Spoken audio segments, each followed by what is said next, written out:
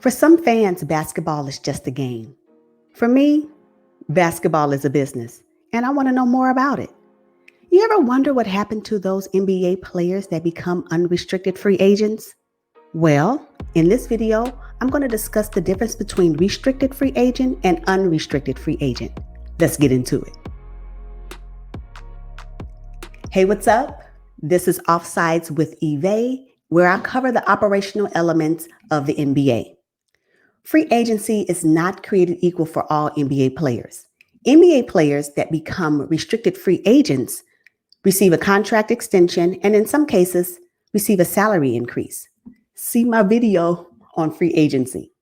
Now for my NBA players that become unrestricted free agents, the chances of them receiving a contract extension varies greatly. A restricted free agent is a player whose contract has ended and they have an opportunity to re-sign with their current team or with a new team. The key takeaway with a player becoming a restricted free agent is that teams show interest in the production and the potential of said player. And they're also willing to pay a salary increase to either acquire them or retain them. And for them, this is a good thing. The great thing about being a restricted free agent is that you are pretty much guaranteed a contract extension. Now, whether or not that contract extension is going to be with another team because they have actually provided an offer to your current team and your current team says, you know what, I don't want to match that offer. You still got a contract and you can still play for another 2 to 3 years. Also, if your current team wants to still retain you as their talent, they're going to either match that offer or pay you more money. Again, still the player is with a contract and playing in the NBA, which is really great. And then possibly for a couple of years out, so that salary will be something that they can carry on, which is always a good thing. That's the positives of becoming a restricted free agent. Being a restricted free agent is a basketball player's dream come true.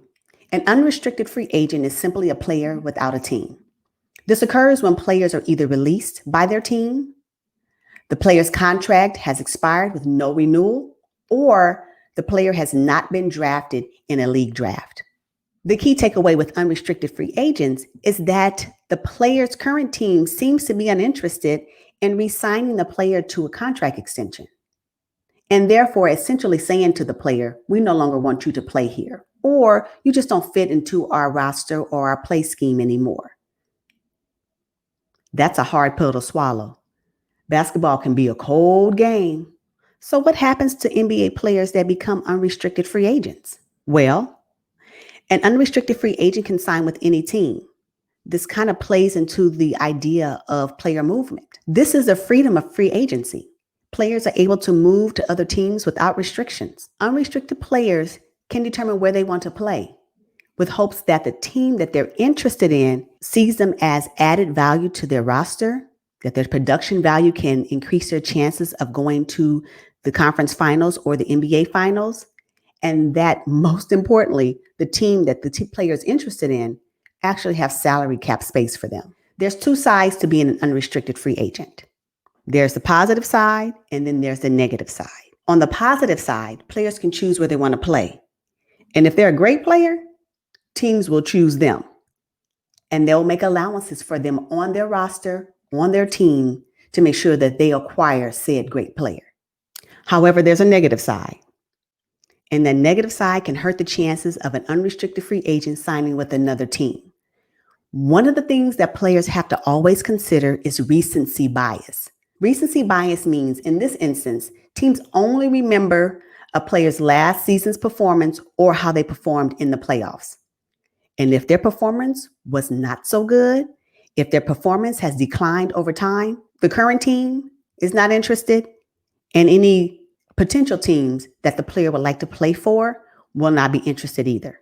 Or if they are interested, they'll be offering this player, an unrestricted agent player, with a reduced salary. And who really wants that?